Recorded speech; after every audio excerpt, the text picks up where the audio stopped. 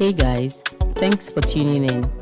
This is Grad School Buddy, a show that gives simple answers to questions about grad school.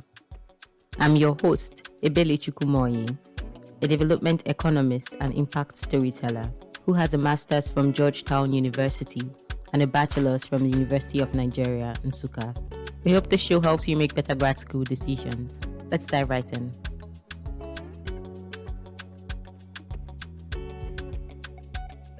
Hello everybody and welcome to another episode of Grad School Buddy. Today I am with Diksha, who is my first guest from India. I'm saying first guest because I'm hoping you introduce me to your friends. As usual, I asked her for her bio, and unlike people like Layo, she didn't give me 3 lines. So I'll read Diksha's bio and then I will turn it over to her to introduce herself to us. Diksha is a consultant at the World Bank with the Human Capital Project Initiative. She joined the World Bank in 2021 and works primarily on analytics for human capital development, financing, and resilience. Before joining the bank, she worked on livelihood projects with the state government in India.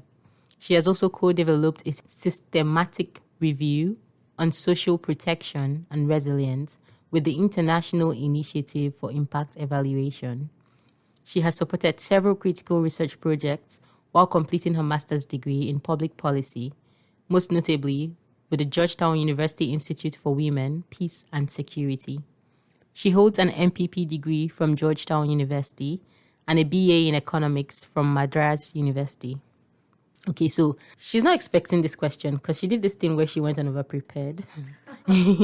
So my first question for you is, you've given us so much about like what you do at work, but I know that outside this bio that you gave us, Diksha she has 1 million personalities, and I'd like to hear about that. Like, tell our audience, our guest about it. Hey, Abeli. So nice to be on the podcast.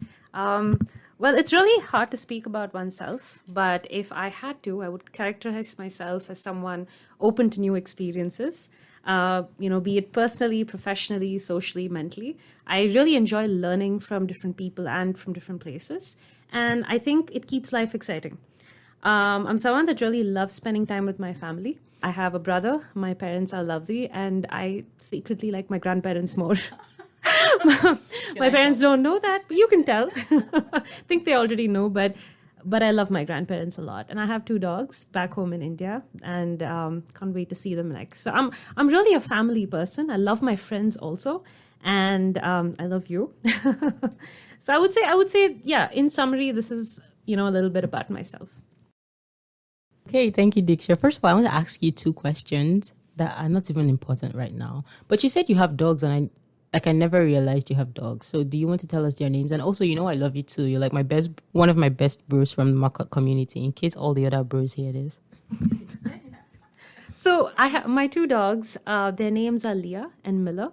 I named Leah, and my brother named his dog Miller. And I think he was in this phase where he was really interested to get into the army. He would watch like a million different stories on soldiers, on World War I and II, and then he just decided to name one of his dogs after a soldier. That's the backstory. I just woke up and I was like, you know what, Leah sounds cute. I'm just gonna call my dog Leah. Okay, that's really, really interesting. And I'm glad I asked that question because I didn't even know there was a backstory to the names that you gave the dogs. I can't wait to meet them. When will you invite me to India? Come with me next time I go. When are you going? I don't know. That's a good question. Because in December, like the tickets, it's probably the diesel prices, they're really high, and it's just crazy this time around the year. Maybe next year. Let's go together. Okay. You guys heard that, so I'll follow up. And so one thing I'm really curious about is, before you came to the US, before you took that flight and decided you wanted to come to the Market School, what were you doing and what were your interests? What was your life like? What was the day in the life of Diksha? That's a very interesting question. It's actually nostalgic also to think about a time before 2019, because I feel like we've lived so many different lifetimes through the pandemic. And even 2019, thinking about my first day in grad school seems like ages ago. Abella is thinking about her first day. But my life in India was definitely very different from what it is now. I was in this phase where I was taking chances. I had just left my job being a journalist, and took a leap of faith and decided I want to work with a development institute and to pursue my interest in development economics. That worked out. And I had a lot of other avenues that I was taking chances. Some I failed, some I didn't, but it was a learning experience. For me, it was an experience where I was just putting myself out there. And I was also investing in new relationships and so many different people that I had to meet. It was a nice life. I moved back home to my with my parents. I was living in Delhi before, and it was definitely I was very fortunate to move back home with my parents. It was definitely comfortable, but it also allowed me to experiment. And I'm glad, looking back at that time, I'm glad I had that room and that ability to experiment. So when I decided to come to grad school, I knew at that point of time that I was sure.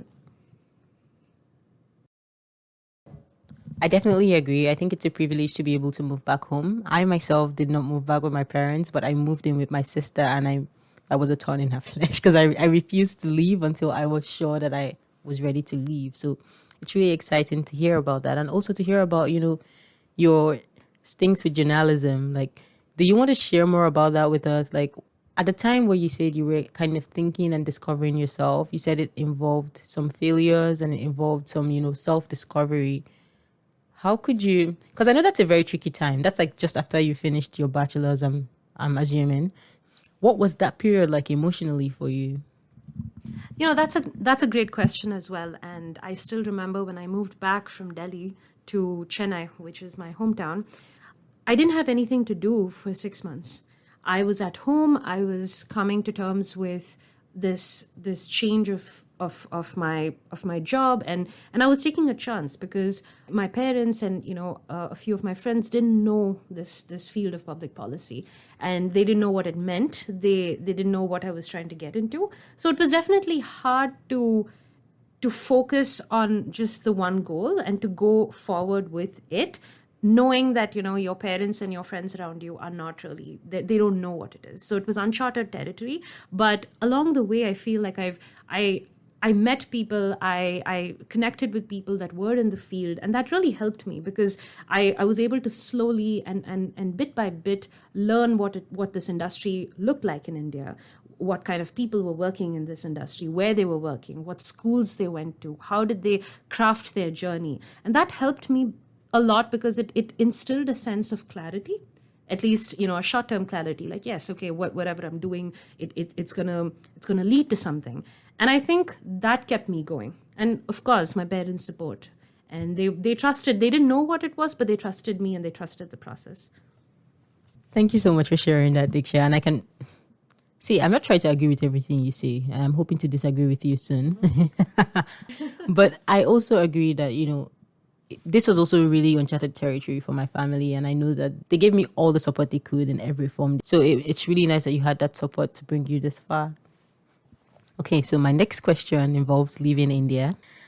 When you decided, okay, yes, like you had connected with all these wonderful people, you had seen these people in India who were doing things that were a little bit similar to what you wanted to do, and you had identified the schools that they went to.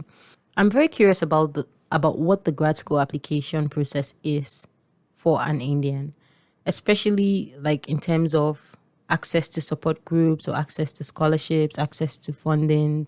How did you find these groups, if there were any, and how were you able to kind of like leverage them? Thanks for that question. It's actually very interesting to share my experience because I definitely had a lot of support when I was applying to grad school. In fact, I remember this one conversation I had with someone who was helping me review my essays and editing them. He told me that, once I got into, a couple of grad schools, I called him and thanked him. And he said, the only thing that, he wanted me to remember was just pave it forward. When I went to him, he was so willing to give me this help and support. And then he told me that just keep doing it to people that come to you, because collectively as a community, as a country, we kind of help the people that come after us to go forward and to go and establish themselves in whichever field, whichever country. And that's what keeps us going. And I really, even till today, I keep that in mind. And whoever comes to kind of speak to me from any field, from any part of the world, I'm always willing to help. And if I don't have the answers, I try to connect them with someone who does. And that's the kind of community and support group that I received in India.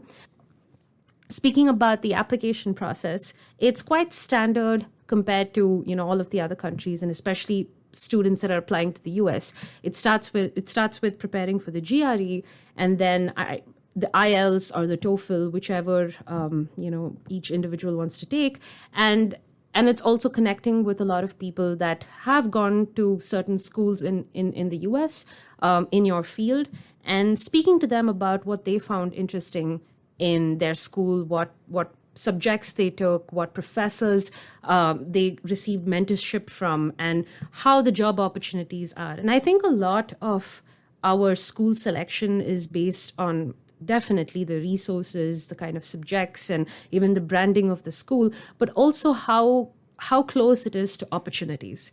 And whether the program is a STEM certified program. And that's something really important to us international students, because we do want that return on investment. We do want to get a job to kind of convert all our academic knowledge into practical experience. Of course, there are candidates that wish to come back to their home countries, but for those who wish to gain that practical experience, I think knowing how close your university is to opportunities, or how easily did they convert to opportunities, is important.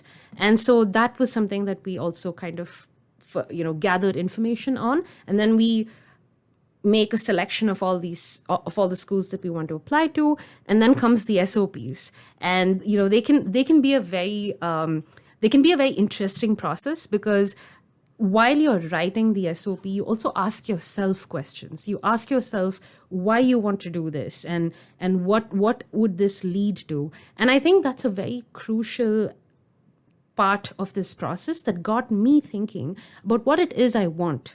And I think I came out of that experience with clarity, with knowing that, wait, I'm not just going to go to grad school. I'm going to have these goals. I'm going to have these these check boxes that I'm going to ensure that I get this experience. I take these classes, and it kind of links to what I want to do later on. So I think that was a very interesting part of the process. And once your applications are gone, I think it's waiting to hear confirmations, and then there's a whole other process when it comes to getting your visa and getting your accommodation, which I would say are definitely challenging. They're hurdles in the whole process. Thank you so much. That was really, really detailed and very, very helpful. I took notes because there were questions that I really wanted to ask you. And so the first thing that I know that you said that really, really piqued my interest, and I believe a lot of people might be curious about, is when you talked about the closeness of the schools you choose to opportunities. So how do you define these opportunities? And in your case, like, what was that for you? You could use yourself as an example if you feel comfortable. Yeah, of course. And, this is definitely a personal thought process, or the way I look at things. I'm sure it's different for different folks, even probably you. But the reason why converting my grad school into an opportunity was so important to me, because I knew that I wanted that practical experience living in the US. And I looked at all the other schools. They had their merits, of course, but the reason why I chose Georgetown was because it was situated in DC. It had the World Bank. It had so many nonprofits, so many other consultancies, private organizations. And I believed that it would be so much more easier to convert my time at Georgetown into a job, or even kind of get an internship. And I knew that there were professors, and I'd already previously spoken to them via emails, and I knew that they had work going on in different organizations. So the linkage would be there, where a professor works with an organization, or they knew someone who would, or maybe during the summer there was opportunity to kind of intern with an organization and then convert that. So for me, that was important. It also meant a return on investment, and it just felt like a practical solution. And Georgetown is a good university. It's not It's really good. It's known for a lot of its programs, and the professors are really good. The students, some of them that I had spoken to previously, spoke really highly of it. So it didn't seem like a bad choice, and everything kind of fit together in terms of having financial aid, in terms of opportunities, in terms of the people, professors, and that's how I made my decision, and which is why I feel that being able to convert your time at grad school into an opportunity was so vital for me personally. Okay, thank you again. Like that was a very thoughtful response to begin with, and it was really, really detailed, which is what I really love. One thing I really noticed is that you took your time to do your assignment. Like you did a whole lot of homework, you talked to a lot of people, and it helped you make or optimize the decisions that you eventually took. But I know that even within feeling like, okay, yeah, if you do A and B, C might happen, sometimes it wouldn't always work. And so I guess my next question is about the hurdles that you faced when you were going through this application process. And especially from your perspective as an Indian, are there hurdles that you faced and are there things that you wish could be different for other people coming after you? Sure. And, everyone has different kind of hurdles. For me, I was definitely concerned about my financial aid, and I'm happy that I secured a little bit from Georgetown, but, there could have been scope for more. Definitely. We all want a full scholarship. But I would say that scholarships there are plenty available in India, and not speaking for myself, I do know, I fully understand my privilege. I understand that I would be able to take a loan if I wanted to, but there are so many students who are so brilliant, and I've interacted with so many friends that always wanted to go to grad school, and those who have the merits but didn't have access to financial aid. And I would want to highlight that as definitely one of the hurdles. They say that you have to be from a certain kind of like financial standing to be able to afford to come to the US. And that is true. We'd all be lying to ourselves if that, if we say it wasn't. And it's regrettable that there are so many people who are so smart, who can, easily succeed at grad school. But the one thing stopping them is access to finance. I would say that's a hurdle to many. It was definitely a struggle for me as well, because I had applied to a couple of scholarships, and there are a few in India, but it would be nice to have much more. And, not for people like me, but for the many people who would benefit from it. So not answering your question straight away, I'm acknowledging that while that's something that, would have helped me, I know that there are many other people who could have benefited from it. And I would say, the other thing was trying to find accommodation to, figure out how to orient yourself when you go to the US. It's really hard to do that sitting in India. It's really hard to kind of identify the right neighborhoods, to identify the kind of people that you're living with. So it would have been easier if the university had accommodation, probably like an in-campus or even outside the campus accommodation. That would make things easier for a lot of international students coming in, because it's really hard to understand the neighborhood, the context, how to live, where to live, how to commute. So I would say accommodation was definitely, a small hurdle to jump as well. Okay, so just to recap, Diksha shares with us that two hurdles she faced were the finance, which I know that you also said that you understand that you had some privilege that was very helpful, but you wish more people had access to finance that could help them get this degree. And I definitely agree with you. I also feel that, especially for courses like ours, a lot of the programs that we design, the people who understand the lived experiences don't always get the chance to be in the classroom to learn the technical tools to help them solve those problems. One thing that you also talked about that I really, really liked, and I'd love for you to shed more light on if you don't mind, is the accommodation bit. So definitely finding accommodation here is very different from what it is in a lot of places. And so my question was, when you identified that that was a hurdle, how were you able to find the first place that you live? Did you find it while you were in India, or were you already in the US before you found it? Yeah, no, it's a funny story what happened because I remember I was posting on all of these Facebook flat and flatmate groups, and I received little to no response. But there was one house, a bunch of girls were living in that house, and it was really far away from Georgetown University. I interviewed with them. They wanted to kind of just see if the vibes checked, and I'm glad it did because they told me that they'd be happy to kind of sign a lease with me.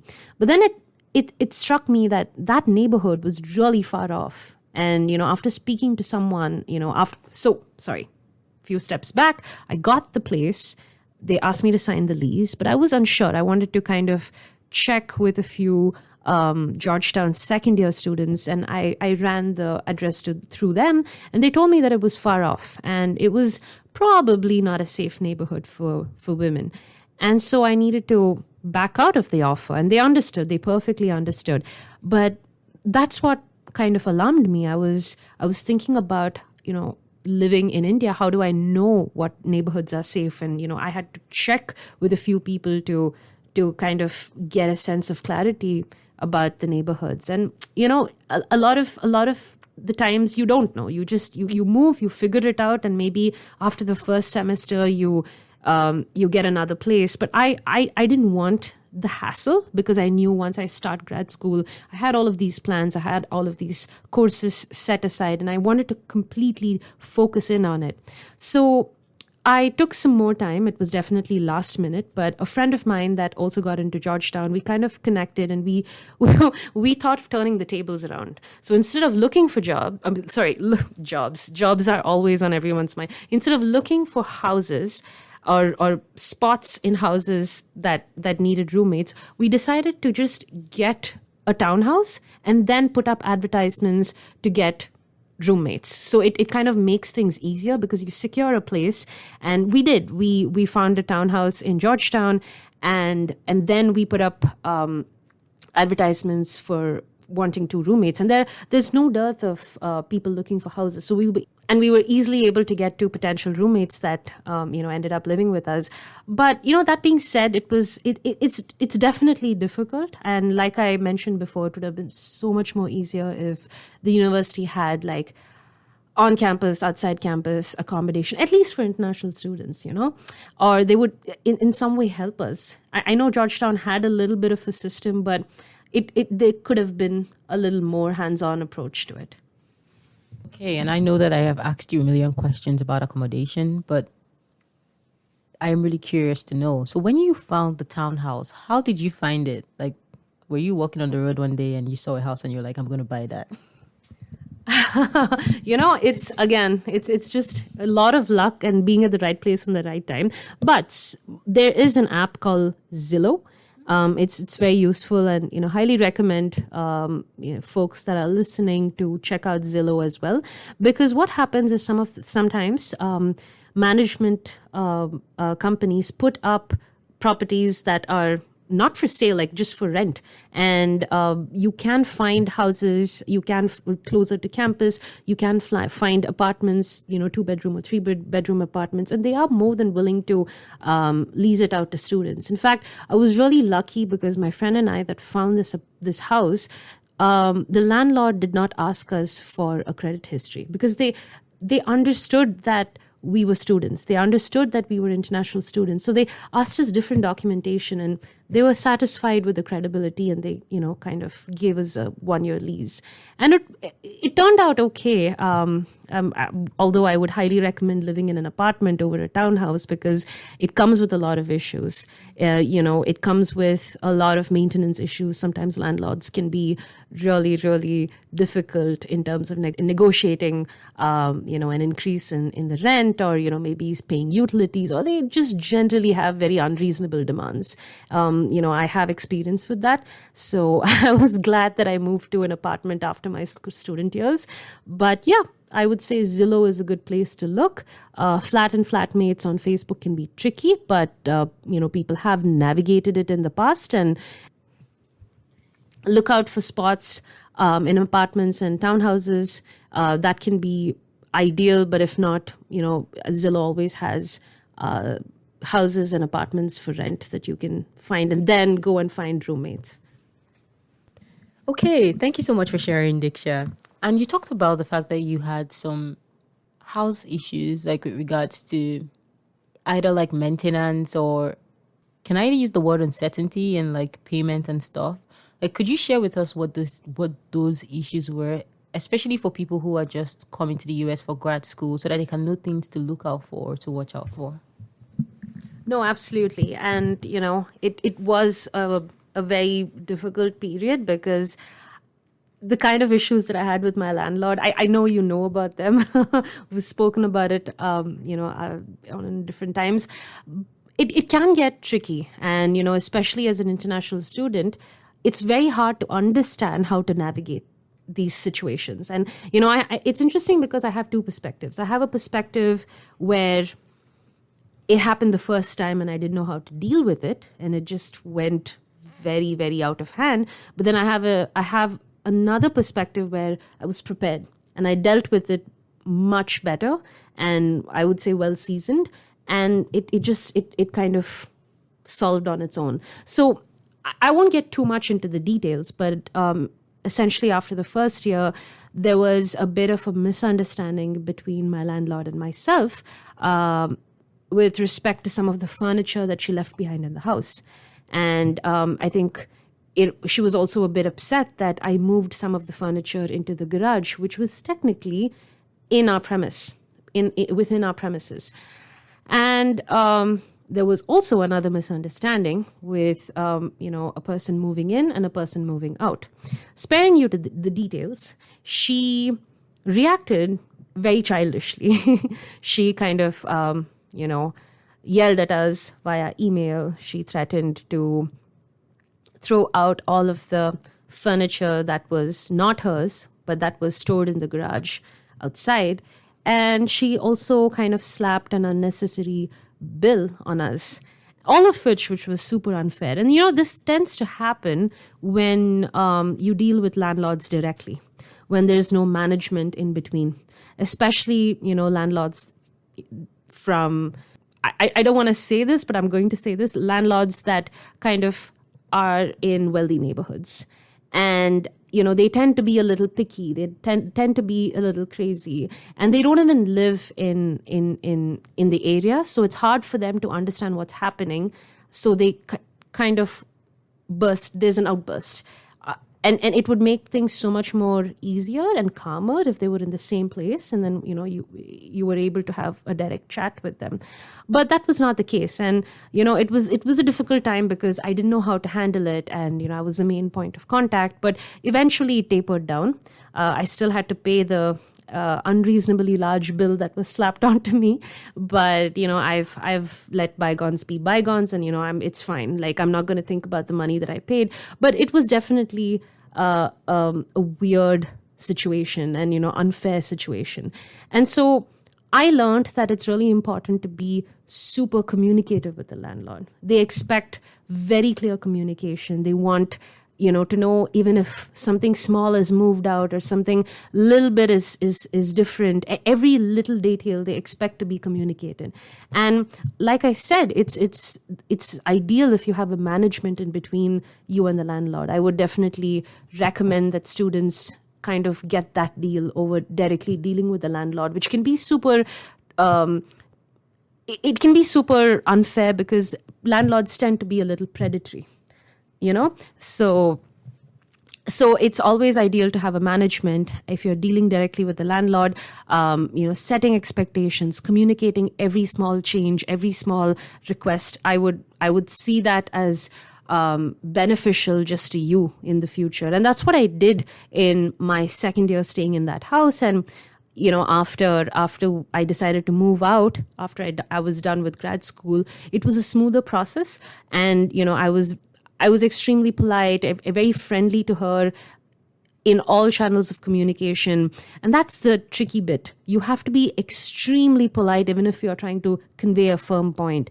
And I just walked out without having to pay much next, in the end of the lease. I think a few dollars for a small damage or a cleaning fee. That's about it. And it was good. We ended things on good terms. And I think, I was able to build that resilience and deal with a uncomfortable situation really well. But I would definitely recommend staying in an apartment or living in a house where you know that you're dealing with a management and not the landlord. Okay, so as usual, I'm going to help you guys and summarize it because I'm the best. I'm not sure. But okay, so thank you so much, Diksha. And I'm really sorry that you went through that really stressful time. But I believe that we pass through things so that we learn and we become better. And so you said, learn to communicate really well with your landlord person. Learn to set expectations, and if you can, deal with a management company. So yeah, definitely. And then I'm going to move away from accommodation because I feel like I asked 10 questions about accommodation. So now I want to talk more about like classes, assignments, problem sets, seminars. Could you tell us what a day in your life in grad school was like, and what part of this entire journey you wish somebody had sat you down and warned you about? Or is there any advice you have with regards to even grades? Like, tell us something about the journey. Sure. To start off with, I wish I knew how hectic grad school was. I had no idea, and this is just speaking for me. I'm sure other people are more prepared, but I had no idea it was going to be this stressful. And I was definitely hit by a bus when I started classes because the reading lists are so long. I'm sure, you're nodding, you know how long they are. So I was, and this is just not for one class, this is for 4 classes. And I definitely was, at the end of my first week, I needed a breather. I needed to sleep. I needed to wake up, and I needed to tell myself that this is going to be your life for 2 years. And on top of that, I really wanted a job. I wanted a job to also support critical research that professors were doing, to learn on the job, but to also pay my bills, right? And that's the thing about being a grad student. You're handling your personal life, you are working, you are trying to stay sane, you're trying to keep up with your readings, and I'm sure everyone wants good grades. But here's the thing with grades, and this is something that another one of my friends kind of gave me advice on. She told me that don't worry too much about grades in grad school. You've done the part of getting good grades in high school, getting into a good undergrad, getting the work experience. Now's the time to focus on learning. And she told me that grades really, as long as you're doing well and you're understanding the concept, it doesn't matter, because no employer is going to be like, show me your grades. I want to see a 4.0. I want to see, all straight A's. No one's going to ask you that. What they're going to ask you is that, do you have knowledge on this subject? Do you have the skills? Do you have the personal skills? Do you know how to talk? And that's what grad school is about. It's about developing holistically. And grades, by that, I'm not saying grades don't matter. I'm not saying go flunk all of your of your subjects, but I'm saying focus on the bigger picture. If you're taking a class on data science, focus on getting really good with R. Focus on understanding how to apply this, when you're going to be working with an organization. If you're taking a policy class, understand how to critically analyze policy process. And that's what I try to focus on. And sure, if you are passionate and if you really are committed, grades will automatically come. So I think it's important to know the focus is not on grades. The focus is on learning, and you will get good grades if you focus on learning. What a typical day looked like for me. So I believe it or not, this was not my personality before grad school, but I would wake up at like 6-7 o'clock and go straight to the gym. I would go straight to the gym because I knew that pump after a workout, that feeling after a workout was what got me through the day. And it kept me active, because when you're in grad school, there are going to be late nights. You're going to be always, surviving on caffeine. You're going to be eating all sorts of unhealthy food to keep up because, and there's going to be a lot of work. And I think having that balance of that 1 hour in the morning or night or whenever, doing something that gives you the release, whether it's running, going for a run, lifting, whether it's, reading a book, it's really important to get that space. I would start with that space and then kind of be ready to tackle the day. And it involved, I would take one class a day. I wouldn't try to push myself to, 2 classes. I think that was too much. And then I would spend some time in the university, be it the library or the lounge, where I would finish my assignments, finish up my reading. And here's the thing, I'm not really good with sitting. I love meeting people. I love chatting. I love debating. And that's what I would do when I'm in the lounge with all my friends. But when I really want to get down to business, when I want to read and study, I'm always at the library. I need to be in a place where I don't interact with anyone. I don't have anyone around me, so I can really focus and get the work done. So that's what it really looked for me. And, when I did get the free time, I would always be in the student lounge, grabbing a free pizza or catching up with friends. So, and that's the best part about grad school, where you just get to go and grab drinks during happy hour with your friends. And it was amazing. I definitely agree with you, especially about starting your day, right? Like you going to the gym, especially because in some schools, you're forced to pay for the gym anyway. So the way I see it, it's like use everything you can use that you pay for. So that and reading is something that have also been very helpful. And I love the idea that you gave about how you took 1 class per day, because, sometimes you can really get a lot. And the reading lists, I have friends who have just started grad school and every one of them is talking about the reading list. So it can really get overwhelming, and just giving yourself that time to kind of pace things is very important. And then I also really actually love the fact that you knew yourself enough to know that, hey, when I want to get work done, I have to go to the library. I think that's very important. Like, I think it's important to kind of live with your community and thrive with your community, but it's also important to know when you need to kind of go back and do you. Now, about the reading list, I myself know that there were some times when it was just impossible to catch up with everything. In your experience, what was the most efficient way to kind of get prepared for your classes? Yeah, glad you brought that up. So in the first semester, I remember we had this class called Policy Process. We had a ton of reading. Sometimes it would be about 10 papers before the class, and we had only a few days to do the reading. And it's hard to kind of do it through the week because you have other classes and you have other reading material for the other classes. So a bunch of my friends, we started like a small study group, and it was I think it was 4 of us who would split the reading, and we would do the reading. We had a shared document and we would summarize the reading. So all of us had access to it. So every week we would, each one of us would summarize our reading. And in the morning before class, 1 hour before class, we would meet and we would just like exchange key takeaways from each reading. And we were prepared. We knew exactly what we might not have known every single detail about the paper, but we had a summary of what was going on. So if questions were asked, or if someone was discussing the paper that we had not read, we'd at least know what was being discussed. And in that way, you kind of catch up with all the reading. Sure, it doesn't always work. There were times where, I was the only one who didn't do the reading and everyone else did, but then it's a collective effort. So you would rather know 6 out of 10 papers than none at all. Right. And it was a very understanding community, the 4 of us. We would not be too hard and fast about everyone has to read the papers and everyone has to summarize it correctly. It worked. Some days it didn't, but it's okay. It was a solution that kind of carried us along. And even till today, I remember like some of the papers that we discussed in class. It still stays with me because that's how rich a discussion it was. Okay, so definitely 100% advice.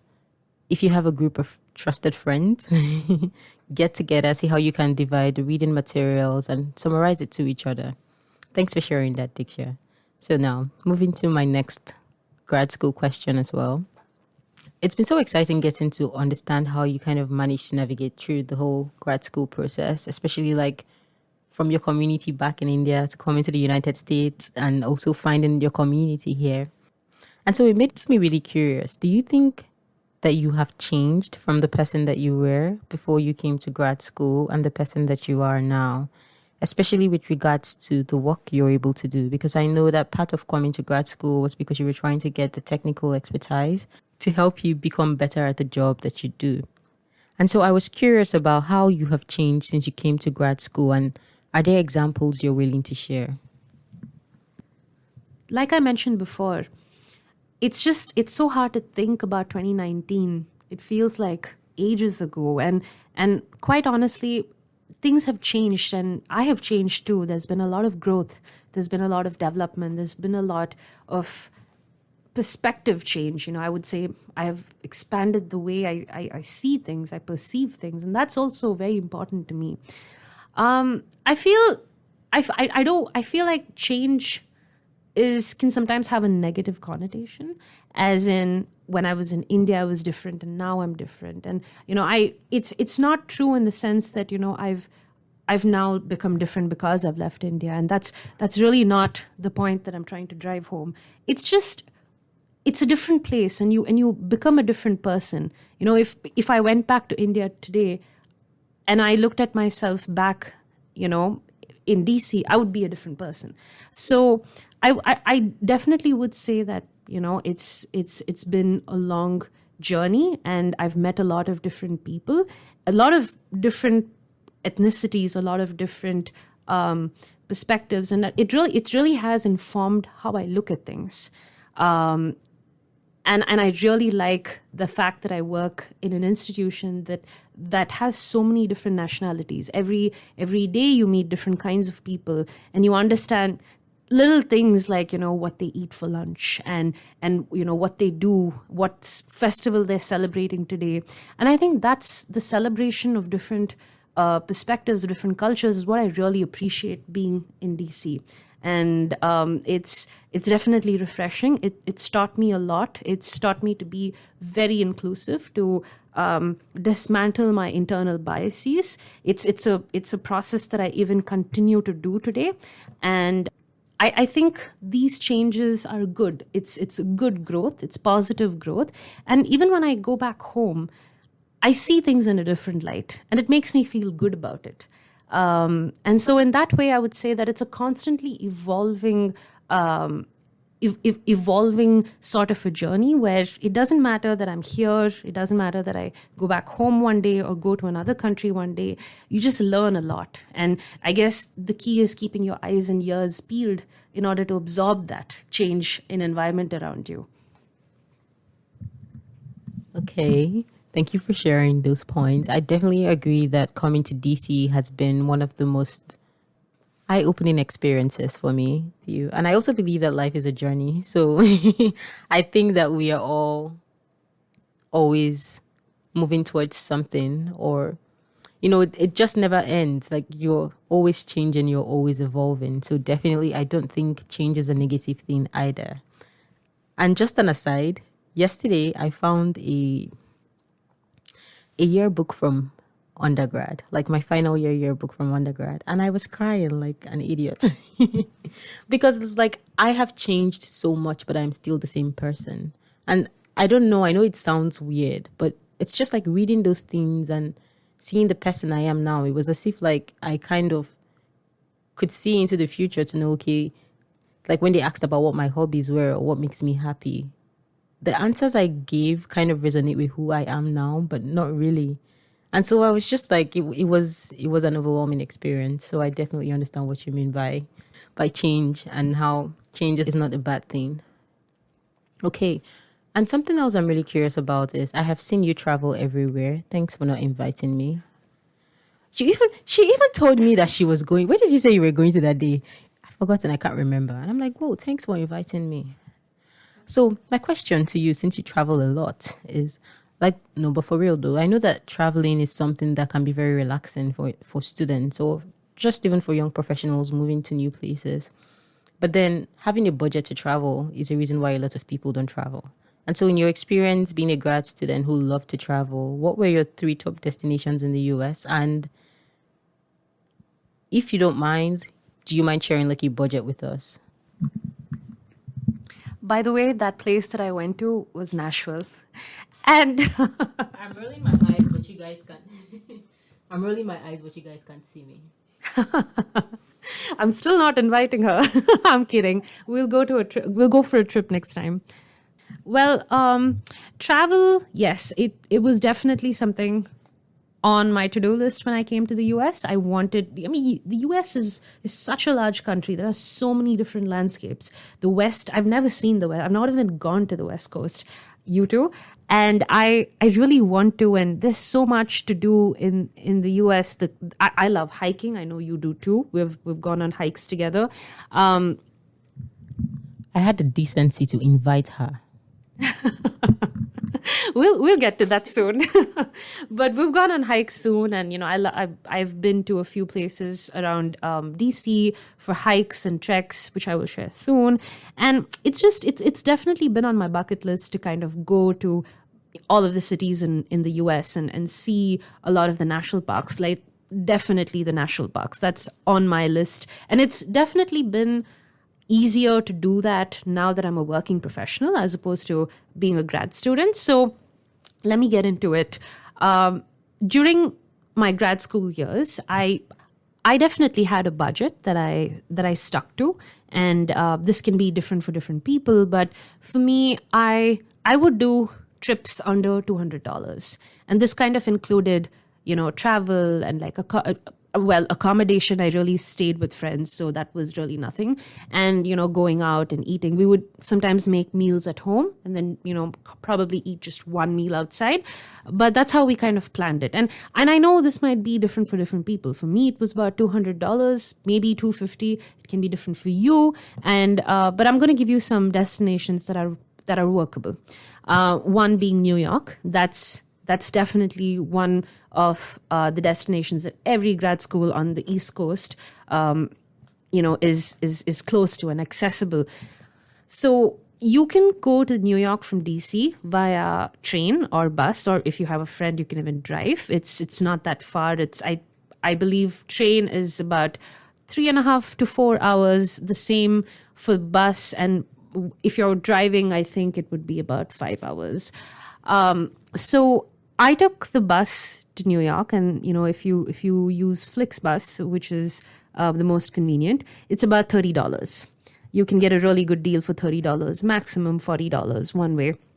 And I stayed with a friend in New York, and I used the subway to get everywhere. Who's going to use cabs in New York, right?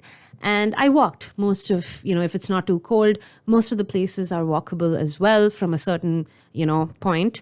And even the experiences, you don't really have to, shell a lot of money out for many of the experiences in New York. So I would definitely say New York is one of the budget-friendly places for grad students to go to. Others included Boston. Boston is also, pretty close depending on where you go to grad school.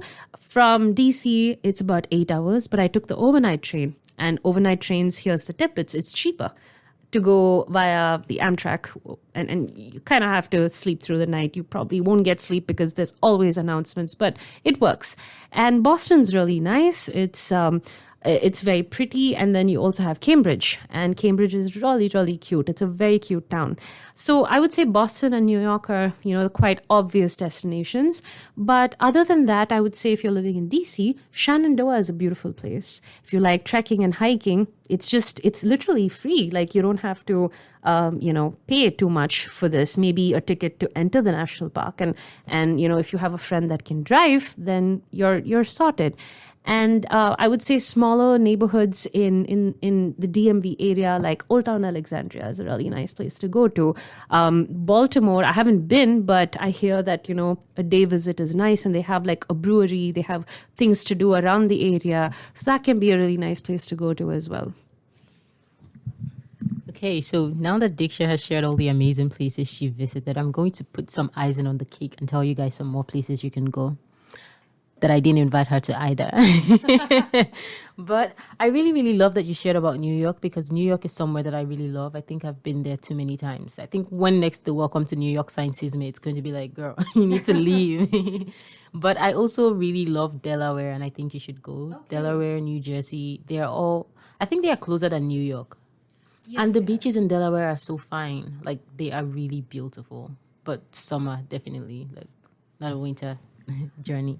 Oh, yeah, definitely. I think I did go to a beach in Maryland, not Delaware. That's also really nice. And I did want to say, so I have a lot of family and friends that live in New Jersey. One of my really good friends from grad school lives there as well. And during the pandemic, over the summer break, she was so sweet. She invited me over to her place. And, you know, her family is from the same part of India as my mother. So there was like an understanding in terms of language and food. So I was really happy to go and stay with her for a week. It's in New Jersey. And you're right, actually, it's closer and it's easier to go to.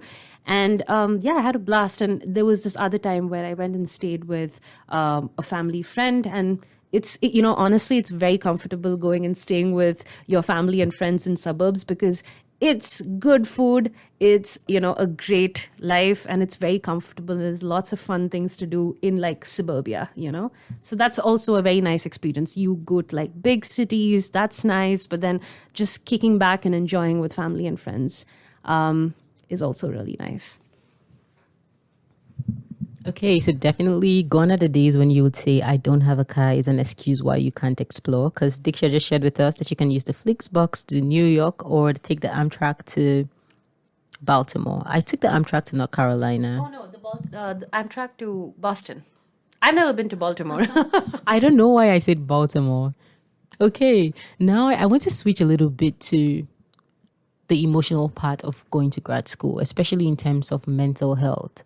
I know that you kind of tried to develop a lot of communities, and I know that they were definitely helpful, because every day wasn't Gucci. There were days when you couldn't do the readings because you didn't feel up to it, or because there were a lot of things going on around you that you just couldn't settle your mind to study. And so what was that experience like for you?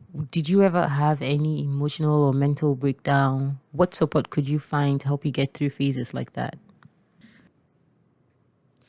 Yes, this is definitely a very important question, because prioritizing, nurturing, and building your mental health is an important part of being in grad school, because it's so easy to kind of fall into this trap where you're lonely, where you're experiencing imposter syndrome. That's a buzzword that's used a lot in grad school, and it's really easy to kind of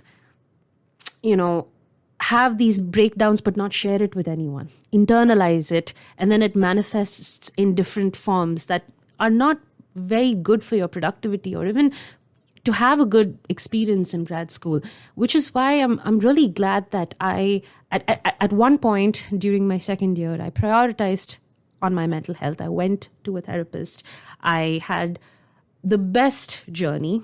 It was definitely difficult, but I came out of it stronger. And when I look back at grad school, I understand that, that was one of the most important things that I had to deal with, unpack, fix, and then kind of move forward. And I'm happy I did that. For me, mental health was also a part of grad school. And it all started when, the pandemic hit. Things were getting really crazy. There was a lot of isolation. There was a lot of worry about my family and friends back home. And then we went into summer break. So, it didn't really hit me that hard because I was just doing a few internships and, the most of my time was just spent having a good time in DC. But when the fall semester started, my second year, things started, kind of spiraling out of my control. I remember I wasn't able to concentrate as well as I could in person. I wasn't able to concentrate on online classes. I just found the whole concept, very strange. I felt like, the pandemic robbed me of my experience from grad school, as did so many people. And the course load was the same. We had the pandemic, we had online classes, things were getting really, difficult for students, but this course load was the same. That didn't change, even though the professors were really nice about it. They did give us flexible deadlines. But at some point, it got to me because I knew I wasn't performing at my best. But I did not know how to forgive myself for it. I did not know how to remind myself that this is a hard time and this is not a natural phase in anyone's life, actually. I didn't know how to do that. And I remember actually having a breakdown. I had to email my professor, drop out of class in between, and I was trying to renew my passport, which was the whole process was becoming really difficult. And I was just struggling with an internship that I was currently engaged with. And I didn't know how to deal with it because I didn't have the ability to forgive myself, be kind to myself. And that was when I started therapy. And I was so happy that Georgetown made it free for all their students, encouraged students to enroll because it was difficult times. And I think that was the best decision I made. And so it's really important to prioritize mental health. Go to see a counselor or a therapist. They will help you manage your life and manage how you see things better. While you're it's like muscle memory. You wake up, you get ready for the day, you know that you have to do reading, you know that you have to write, you know that you have to finish assignments. But sometimes it's so important to stop, take a break, and evaluate the bigger picture. And to be kind to yourself and to tell yourself that it's okay. In nature, there are seasons that come and go, where you have the winter, it's not so great, you have the summer, it's great, and you are part of nature. And you do deserve breaks. You deserve that time to recuperate, to take a pause, to breathe, so that you can perform better when you go back. And I think I would definitely share one tip for listeners is prioritize that more than anything. Only then you can, give your best to grad school and come out successful. One thing I really love about your One thing I really love about your responses is how vulnerable you are and how you're not afraid to kind of reach into the experiences that you yourself have faced. And definitely, I think, because we were like, our programs kind of aligned in the sense that even though we were not, I think we might have taken one class together, but it wasn't like the same. We didn't take all the courses together, but the experiences were quite similar. I do remember that the pandemic was also a time when I think that I found myself the most, because it was a time that forced me to sit still. And I think prior to then, I had not really sat still. It was like, like you said, go to the gym in the morning, go to classes, work on problem sets till 11 p.m. and you wake up the next day and it's the same thing. And that was the first time that I had to also just like pause, because there was nothing else to do but just sit down. And for people like us that kind of lived in a townhouse with other people, it was sit down in your room. So it felt very suffocating. And I think one thing I also want to just add to what you've said to the dear listener is that I believe that the journey towards self-discovery will try to drown you. But if you keep at it, I think you would discover something about yourself that you've never found. And I think that's what happened to me during that phase where we kind of had to pause. I think that I took the words, and I was sharing this with you before we started recording, like, I don't really think I had the best relationship with my therapist. Not because, like, they were not great people, but I feel like sometimes people are not our people. And I just didn't think that she was my therapist. But she said something to me that really helped me in that phase. And it was to always ask yourself, why? Why do I feel depressed? Why do I feel anxious? It helps you kind of walk back. And so it helped me really unpack a lot of things. And a lot of the things I unpacked were very ugly. They were things I had locked away for so long. And so just being in that place where I had to face them, like face to face, me and them in my room, it was really a lot. Like there were days where I'm sharing this because I think that sometimes when you look at people's profiles from the outside, it always seems very clean. Like, oh, this person did this and then they did this and then they did that. But there were times when I also had to pause and I had to cry a lot and I had to think a lot. But it came at the end of the day with clarity, with understanding, like, okay, yeah, this is who I am. This is what I want. This is why this particular phase has made me feel like that. And this is who I want to become. So thank you for being vulnerable with us and for sharing and for pulling that out from, your pandemic archives. I really appreciate that. So I have 3 more questions because I know I have taken an hour of your time. So now, taking everything that you know, all of your experiences, and I'm talking like the academic ones, the ones that involve the people, the ones that involved even just sitting on your own and discovering yourself. What hopes do you have for the future? This entire experience that you've managed to gather, how have they prepared you for it? Well, that's definitely a tough one. And I truly believe that, you understand life retrospectively. You take chances when you go forward, but you really, kind of click the pieces together when you think about it retrospectively. And to be very candid, I don't know where I'm going. I'd be lying if I tell you like this, 5-step process of where I'm going, but I don't. I know what I'm passionate about. I know what I'm doing right now. I know what it's going to lead me to. I know that I'm talking to the right people. I am opening myself to experiences, but I don't know where that will lead me. I want to trust the process. And I say this both professionally, personally, in all spheres. I think what the experience in grad school has prepared me for is resilience. It's prepared me to take anything that comes my way and, to either make the best of it or to just deal with situations and accept that it's going to be this way. I've understood what my strengths and weaknesses are, and admitting that this is not my area, or this is not my forte, is something that comes with a lot of relief when you do, because oftentimes it's easy in grad school to pressure yourself to be good at something, whether it's a skill, whether it's an area of work, because everyone's doing it. And I've understood, especially that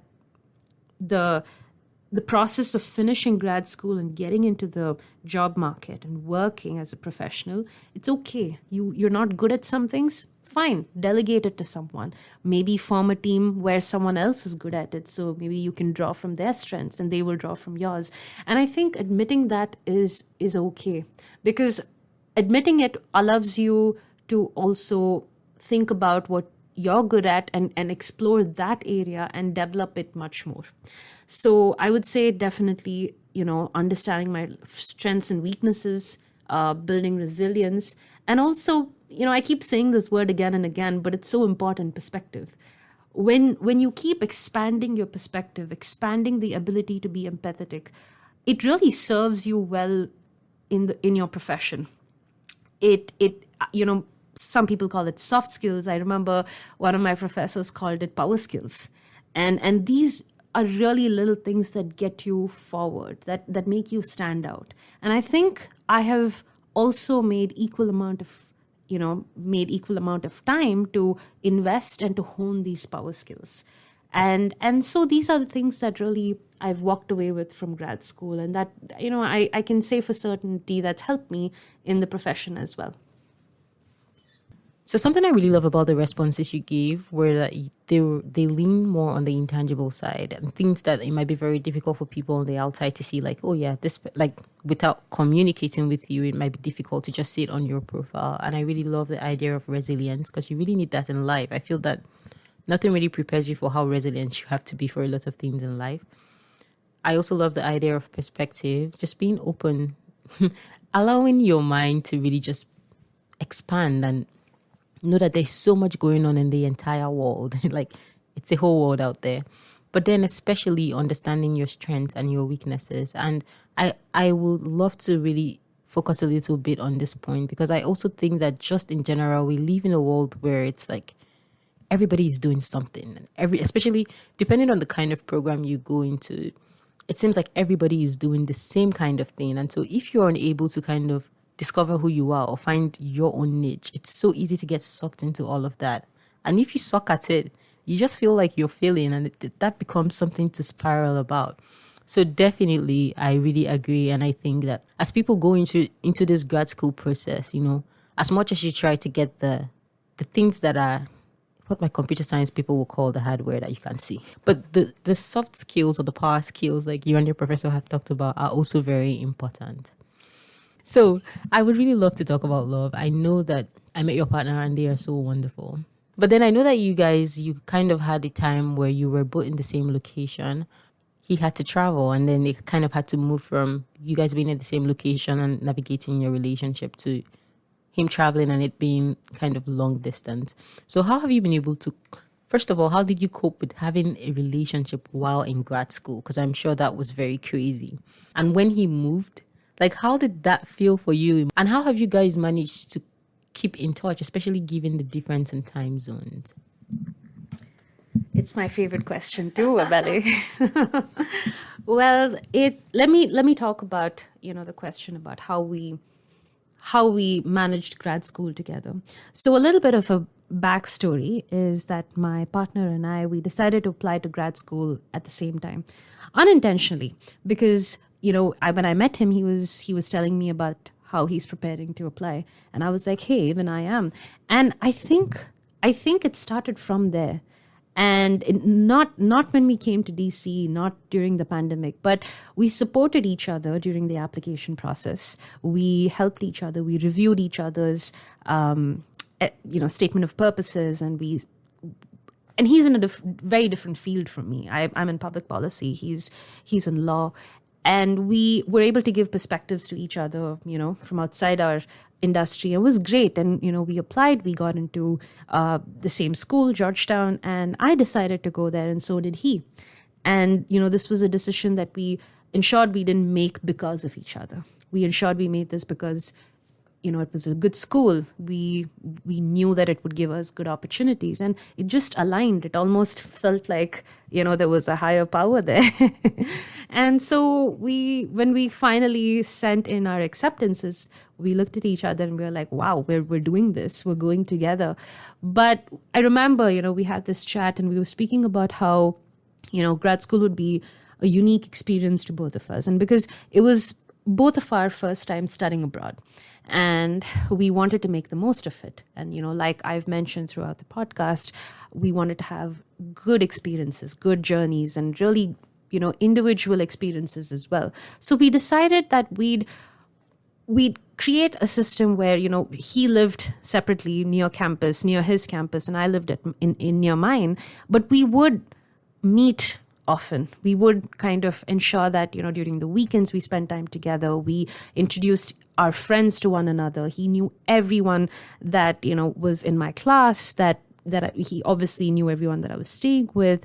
And it created a beautiful community. I knew his friends, he knew mine. I would go to his, grad events. He would come from mine. So we kind of had double the fun, I want to say. But, like I say, it's not only peaks, it's also valleys. And we were there for each other during difficult times, during internship rejections, during not being able to get into certain classes, in applying for jobs, getting job rejections. We were there for each other. And I think, and that's the unique part of our journey. We had each other, and we're also best friends. So we were able to support one another. And it just felt better knowing that at the end of the day, I have my best friend, my partner next to me. It's okay. It's okay I didn't get that one internship or that one job. So I think that definitely made a difference. And we had been together before grad school, so it made it easier to kind of communicate, to know what he's doing, what I'm doing, to set expectations, and also to kind of give ourselves and each other space to do what we wanted to do. So, if he was with his friends, where he had classes, he had to prepare for an exam, I would understand. It's okay because I had my friends and I had, my roommates with me. So I think it was a good balance. We really worked hard to strike that balance. Then came COVID. And we had to kind of live together, and he had to move in with me, which is great. And I think that was a beautiful experience, and that was a different phase of our relationship because we hadn't lived together like that. And, like you mentioned, you had to sit still in your room, among other rooms where your roommates were. It was a different journey. It presented its challenges.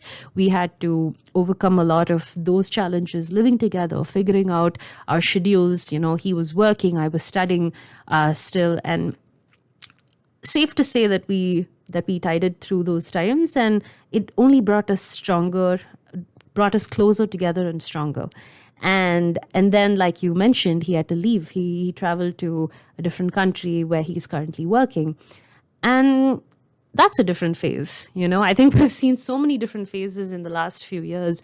I would say that having a very strong base, of being in our home country, living through a pandemic, being together during grad school, because when you both go to grad school, you understand the difficulties, you understand the expectations, you understand the pressures that come with it. So there's a lot of empathy and understanding, and that helped. And then, living together during the pandemic, it created a very good foundation for us to jump into this long distance relationship phase. Communication is key. We try to always make time to update each other of our day, even if it's a 5-minute call. And there's also time zone differences. So he's probably getting ready to, go to sleep when I'm wrapping up work. And so we always make sure, even if it's 5 minutes, to call and tell each other how our day went and say I love you before going to sleep is so important and so crucial to us. And that time is what we hold, and that's what carries us through this long distance journey as well. And like I said, he's my best friend, and my best friend's going to support me with my career interests, with my personal interests, and so am I. And you'd never let your best friend down. So I think that's what really keeps us going.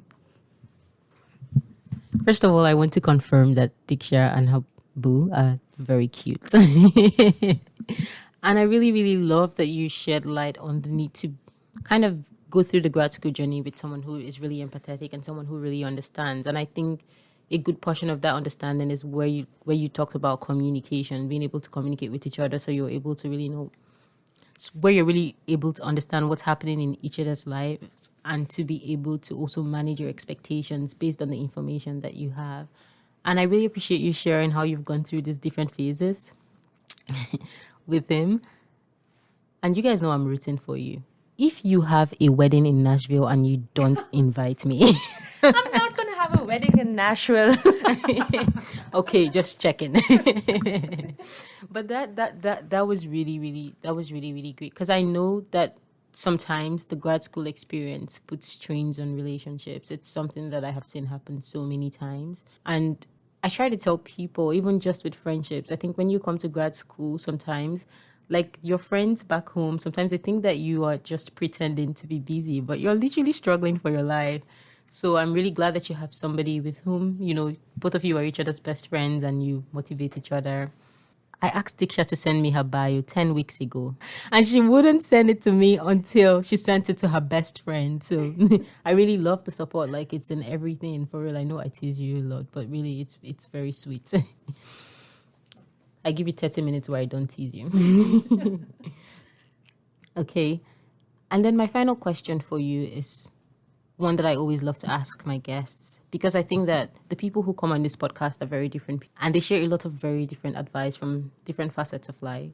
And so my question to you is, what advice do you have for someone listening? It doesn't have to be something serious. It might be go out every day to scream outside your house. But what would your pattern words be for the listener?